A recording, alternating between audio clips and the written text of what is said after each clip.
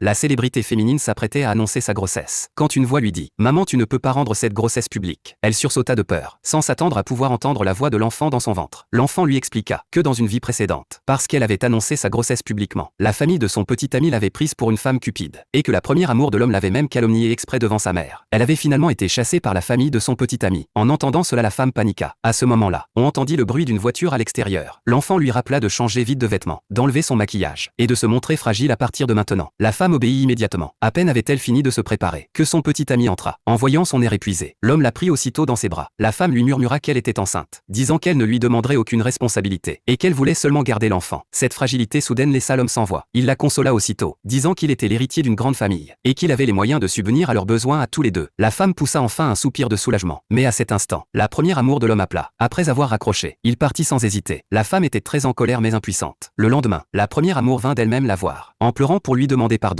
disant qu'elle aimait trop cet homme, et lui demandant de se retirer. La femme ne s'attendait pas à tant d'impudence. Elle se mit donc elle aussi à jouer la comédie, affirmant qu'elle aimait profondément cet homme. Son attitude mit la première amour hors d'elle, qui leva la main pour la frapper. À cet instant précis, l'homme rentra à la maison. La femme releva aussitôt la tête, faisant semblant de ne pas avoir le temps d'éviter le coup. Attendant que la gifle tombe, l'homme se précipita pour arrêter son ex, et protégea la femme dans ses bras, exprimant clairement son mécontentement. Voyant la situation tourner en sa défaveur, l'ex-petit ami ne put que partir piteusement. À partir de ce jour, l'homme rentra de plus en plus souvent à la maison. L'enfant jugea qu'il avait commencé à se soucier d'elle, et lui suggéra de proposer elle-même d'aller rencontrer sa famille. Pensant à sa grossesse, l'homme accepta le soir même, et l'emmena chez lui cette nuit-là. La femme ne s'attendait pas à y trouver aussi la première amour, bien que la famille de l'homme sache qu'elle était enceinte. Leur attitude envers elle resta froide. Pendant le repas, l'enfant lui rappela que la grand-mère aimait le plus la soupe aux champignons. La femme se leva donc volontairement pour servir un bol de soupe à la vieille dame. La mère de l'homme craignit qu'elle vole la vedette à la première amour, et affirma à la hâte qu'une autre soupe était meilleure. Mais la grand-mère refusa. Voyant cela, l'enfant demanda à la femme de faire semblant d'avoir des nausées de grossesse. La grand-mère, voyant la scène, ordonna aux domestiques de retirer les plats gras de la table. Cette fois, la mère et l'enfant remportèrent une victoire totale.